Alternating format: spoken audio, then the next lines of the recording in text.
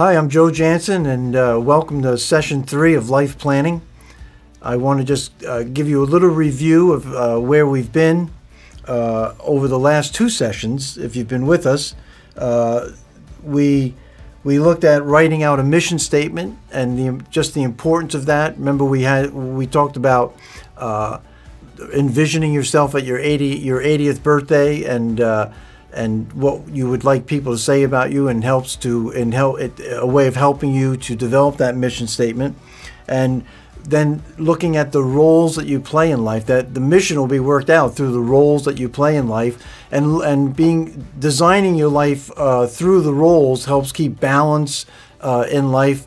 It helps you to accomplish the important things in life. It's just the roles are just a great framework to be able to work out the significant things that you want to do in life.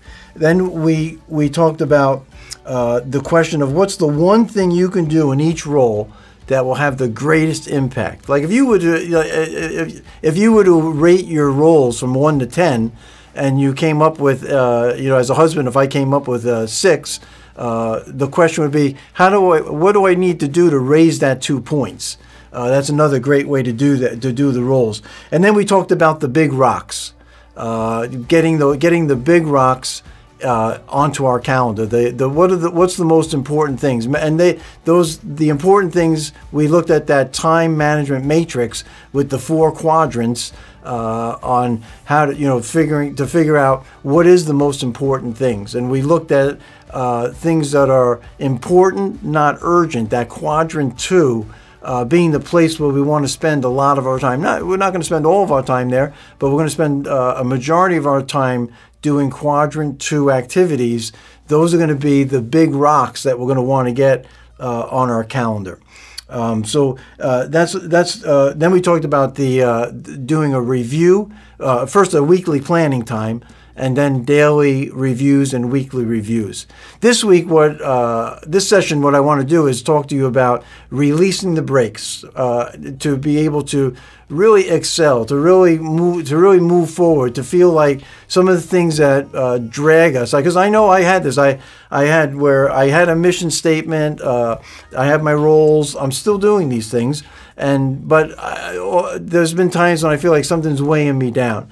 And I want to share some things with you that have helped me to get rid of some of those weights and to really see things accomplished in my life, in my ministry, and this could help, in my family life. It helps in all the roles.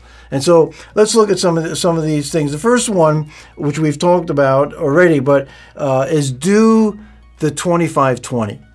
And again, I think doing a 25-20 is the best way to do it, but it's a daily review, to have some way of starting your day and ending your day with some purpose where you're looking at it. I think because it sets the direction. When you do a 25-20, it sets you in a direction. It keeps you on track. I ride motorcycles, and it's very important to have your eyes pointing to where you want to go. And oftentimes, new riders, they'll look straight down, but where your head goes, that's where the bike's going to go.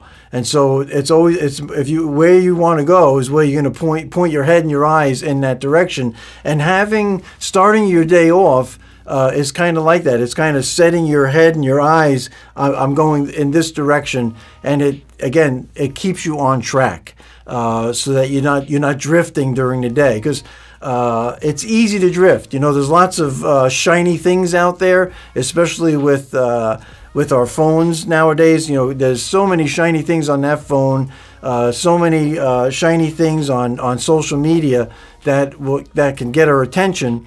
I want to be able to set my day early, on my eyes on the day, and to keep me on track. So that 25-20 or something similar to it. Again, you may find a different rhythm to keep yourself on track, but some way of starting the day and ending the day with a review.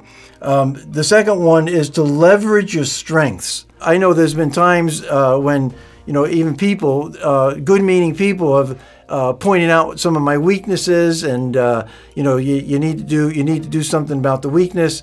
But I found, sometimes that was helpful, but I found that I'd get myself to a pretty good weakness.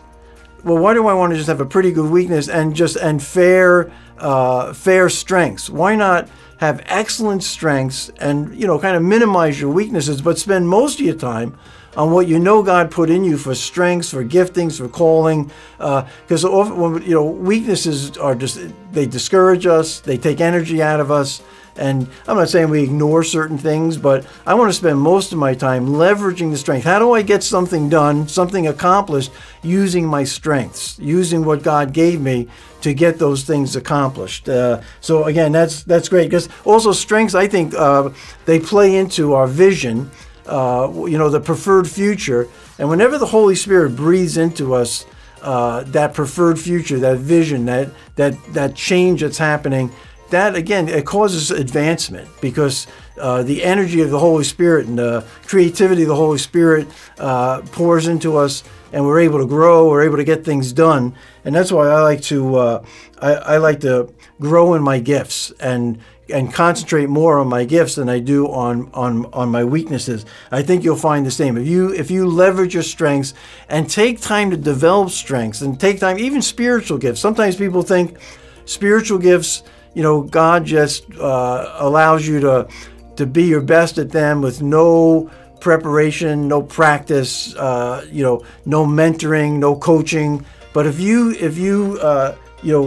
grow in those gifts and stretch yourself in those gifts and build them up like a muscle, you're gonna be able to. The important things in your life are gonna get accomplished if you do that. So you're doing your 25-20. You're leveraging your strengths. The other big one is learning to deal with failure, realizing that failure is not fatal. And this is a big one, because so many ministry leaders that I work with and that I see, that failure takes them out of the game. And it's learning. What we need to do is learn that failure is part of life. Failure is part of any goal that you're going to want to achieve, any vision that you have. There's going to be failures along the way, and it's any great athlete has learned to deal with failure. I look at baseball. Some of the top Hall of Fame hitters, they hit 300, 350. That means that they're not hitting the ball 70% of the time, 60% of the time. And so they're learning to deal with failure. And so again, that failure needs to be looked at as learning experiences. They're kind of the failure of the bricks that pave the road to the successes that we'll have. Even biblically, if you look at the Bible, I look at a guy like Peter. I mean, he was the poster child for failure, right? I mean, he denied Jesus. He at one point, Jesus, I think, called him Satan. He was just messing up all the time. He sank in the water. But at the end of the day, the Holy Spirit still used him to preach the first Holy Spirit-filled message in the book of Acts chapter 2. When the Holy Spirit fell, Peter was chosen. And so Peter didn't count himself out. Jesus didn't count him out. And you don't count yourself out because of failure. Learn from the failure. That's again why the daily review, the weekly review, it helps us to learn. You mine the failure.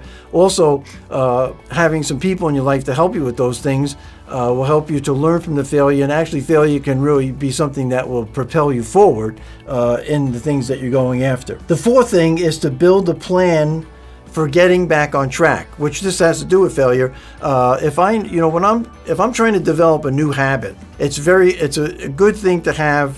What am I going to do when I fail at this? Like if I'm dieting, and I have kind of an all or nothing personality. So if I'm dieting and I cheat a little bit, if I have 1 scoop of ice cream, I'm probably going to have about 6 scoops of ice cream, and then it may take me 3 or 4 days to get back on track. If I found though that if I have a plan for if I do this, then I'm going to do this. You know what I'm saying? That if I go off the diet, I have a plan. One of the plans would be just to, that's okay. The next day I'm going to just get back on it, because I know that these things can happen. But you can also have some people that you call and talk to about getting back on track. But to have some sort of a plan to get back on track is a great way to not veer off for a long time. Sometimes people get off track and they never get back on track. Failure is going to be part of building new habits. Failure is part of building anything new in your life.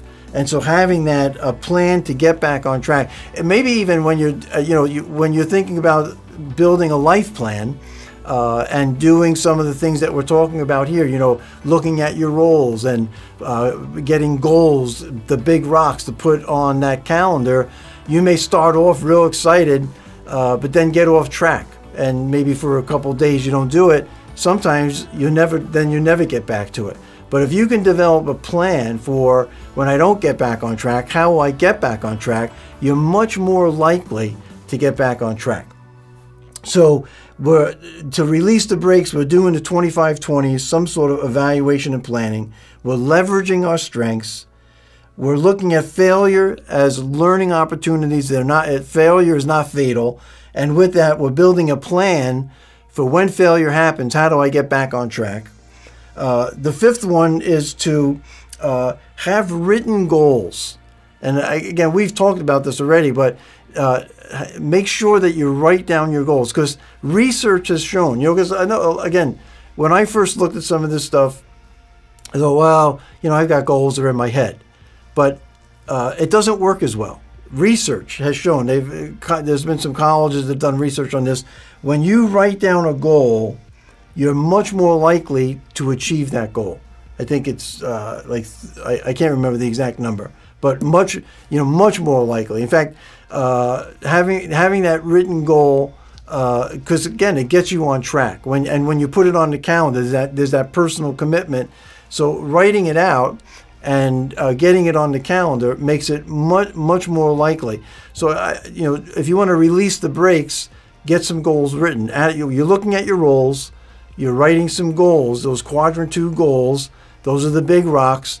I'm putting them on the calendar. Now, when you're writing a goal, you're looking for the next action step. Sometimes you have to chunk goals down. That it's a big goal, so I'm making it more doable, so that I can put it on the calendar where it's not going to take me all day to do it. How do I get the next step towards accomplishing that goal, and then the next step to accomplish that goal? And I'm writing down those steps in the goals. And goals, you've heard of SMART goals probably.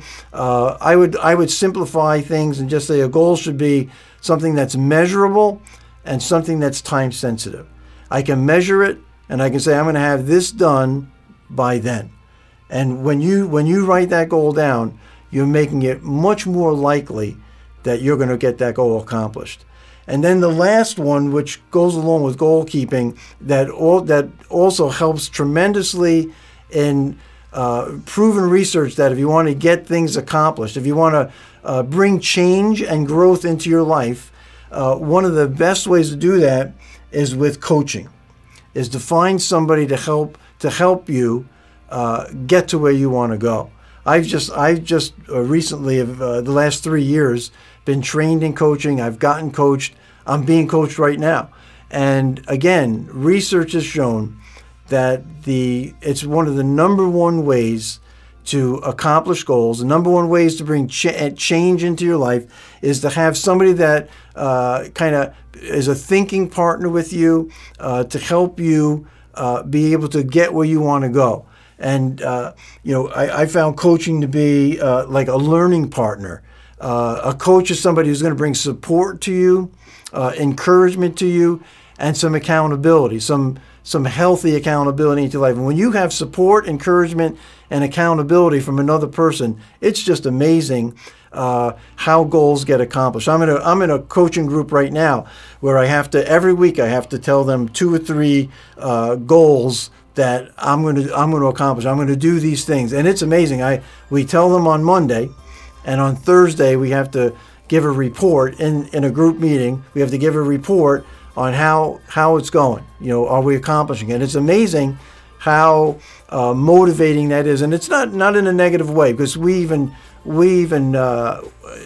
talk about how do we want to be held accountable. What's the best way to hold me accountable? And it really works. It helps to bring that encouragement and support, helps the goals to get accomplished. So here's releasing the brakes. Do the 25-20. Do your weekly planning and daily 25-20, where you plan your day. In the middle of the day somewhere, check in with your calendar, with your to-dos. Am I doing what's important? Am I in quadrant 2? If I'm not, am I there on purpose? Covey uses the term, am I using integrity in the moment of choice? Because there are times when you're going to have to make adjustments. You know, life goes that way. But I want to put some space between the stimulus of what's going on right now and the choice that I have to make to decide, is this something that I have to change my calendar. I have to change what I was going to do today. But being in the middle of the day, being able to check in on that is very helpful. And at the end of the day, do a review. And then leverage your strengths. Don't just concentrate on weaknesses. Deal with failure, and having a plan for failure. What are you going to do when this doesn't work, or somehow you didn't follow through? What are you going to do about that? Having a plan in place beforehand is really going to help you get back on track. And then find a coach and writing out your goals. Again, those two things: writing your goals that are measurable and time sensitive, and then finding somebody in your life that can encourage you, support you, and bring some mutual, safe, healthy accountability into your life. If you're doing all those things, you're going to release the brakes. You're going to really see some, I think, exponential growth and great outcomes coming out of your life. So we've been through a lot the last 3 sessions.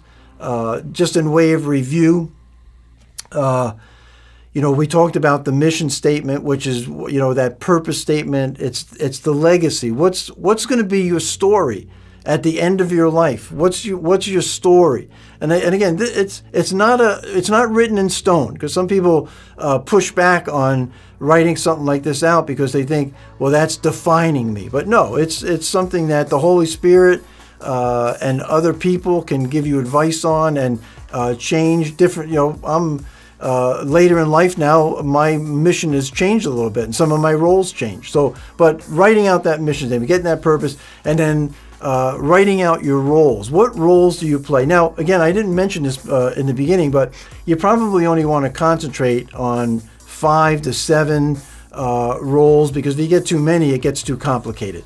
But those roles are so important to have. And then you're looking at each role. What's the one thing I can do in each one of those roles to have the greatest impact this week in each of those roles? That question is a powerful question that will draw out of you some important, significant things to do in each of the areas of your life that will really make a positive impact. We talked about the time management matrix, the quadrant 2 activities, and again, very helpful for looking at your calendar. Am I living in quadrant 2? Am I in crisis? Am I in burnout mode? Are other people controlling me, and I'm in that quadrant 3 where I'm doing other people's important things? Those are some things that we want to look at. Get the big rocks onto your calendar. And then today we covered releasing the brakes. These things take time. I would encourage you to find a full day where you can get away and bring a notebook and bring some of this material. And if you take a full day, you'll be able to get that mission statement. You'll be able to get your roles, and then begin to do, every day, begin to look at your calendar, look at your roles, and get those big rocks in and see how you're doing. Thanks for taking this life planning course. We've been through a lot of material. This is material I love, and I know that if you put this material into practice, it's really going to help you a lot. I'm glad that you took the course. I hope that you'll take some other EFE courses. I'm praying for you, and also if you're in need of a coach, if you're a member of Elam Fellowship, there's actually some free coaching that you can get in on, and discounted coaching times. I'd love to be able to talk to you about that. You can go on the website to get more information about it. But thanks so much. I'm praying for you. If you have any questions or want to dive into this in a more deep way, I'd be glad to talk to you. You can email me through the EF website. So thanks a lot, and God bless you, and let me know how it's going, and have a great day.